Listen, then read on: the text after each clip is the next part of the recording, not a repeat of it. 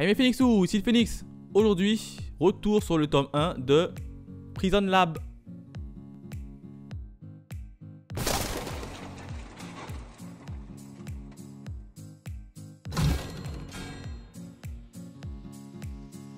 Salut les potos, le manga est scénarisé par Kantetsu et dessiné par Misae Shio. Il est disponible chez les éditeurs Panini Manga et compte à ce jour 6 tomes, est toujours en cours en France et est terminé au Japon avec 10 tomes. À toi Phoenix.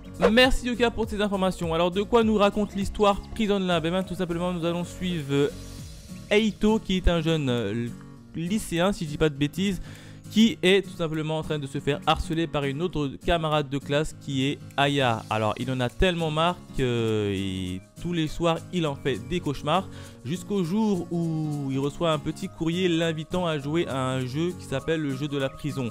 Le jeu de la prison c'est quoi? C'est un jeu qui permet de choisir n'importe qui dans son entourage et de le séquestrer tout simplement pour lui faire faire tout ce qu'il souhaite. Et bien évidemment il y a une condition à respecter, que cette dernière ne soit pas tuée, ne meure pas tout simplement.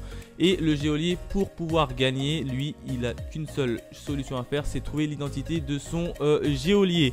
Voilà à peu près de quoi nous raconte l'histoire de Prison Lab. Bien évidemment notre cher Eito va donc choisir celle qui fait que de l'harceler, qui n'est d'autre que Aya.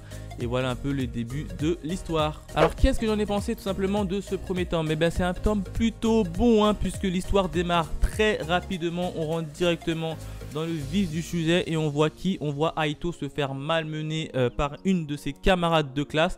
Et ce qui est bien, c'est qu'on ne comprend pas encore pourquoi, le pourquoi du comment. Donc ça, c'est plutôt chouette puisque je pense que les réponses seront apportées dans les tomes suivants. Autre point également, c'est que ce petit manga va traiter de plusieurs thèmes. Hein. On va parler bien évidemment du thème du harcèlement hein, qui est très prépondérant dans ce premier tome, du bizutage, de morale, bref il y a pas mal d'éléments qui en ressortent et ça j'aime beaucoup. Au niveau de l'ambiance de ce manga, bien évidemment on sera dans une ambiance un peu de suspense, de cruauté, un peu cru mais sans aller à l'excès, et ça c'est plutôt chouette hein, puisque je pensais qu'au départ nous on allait beaucoup s'attarder sur le côté un peu cruel, enfin plus un peu sur le côté enfin gore et sexe, un peu à la Dead Tubes, mais pas du tout. Au niveau de ce tome là, c'est plutôt un tome qui part également dans le côté un peu psychologique, un peu dur, mais sans aller dans l'excès, c'est à dire que il n'y a pas de scène de sexe ou de gore cru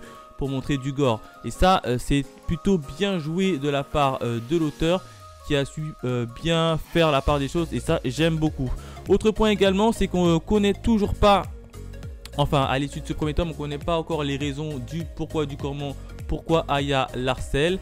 Bref, et également aussi un autre point que j'aime beaucoup, c'est que derrière ce petit jeu, on ressent vraiment que les organisateurs ont autre chose en tête. Donc je pense que derrière le petit jeu du jeu de la prison, c'est pas juste une histoire de vengeance, mais que les organisateurs derrière ont un autre but, et ce but là j'aimerais bien l'apprendre puisque on le ressent vraiment comme ça lors de cette première lecture. Donc voilà à peu près ce que je pouvais dire en termes de scénario. C'est un petit manga des éditions Panini Manga que je kiffe déjà.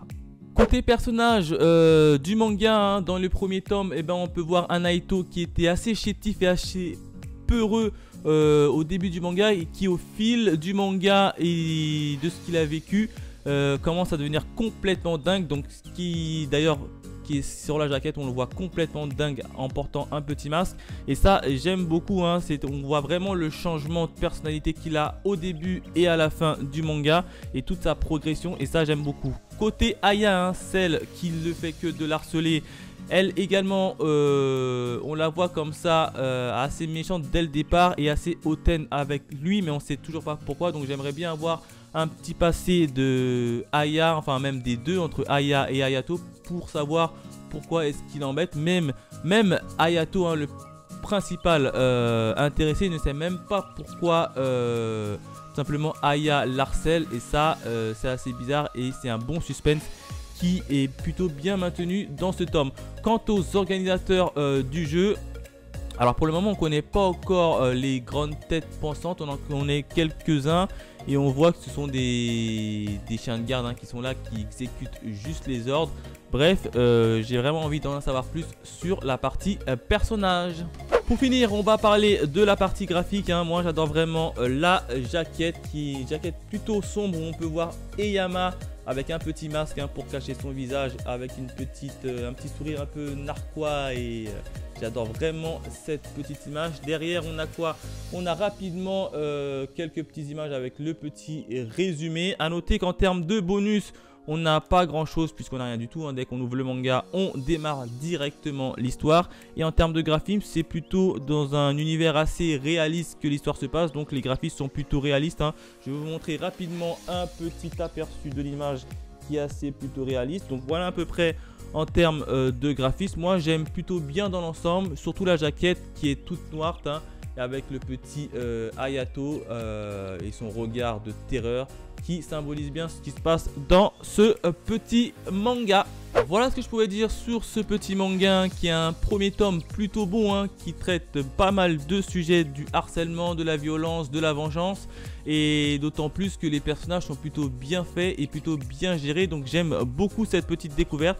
Si je devais le noter sur 5 étoiles, je l'aurais mis facilement la note de 4 étoiles sur 5. J'en attends vraiment beaucoup des tomes suivants.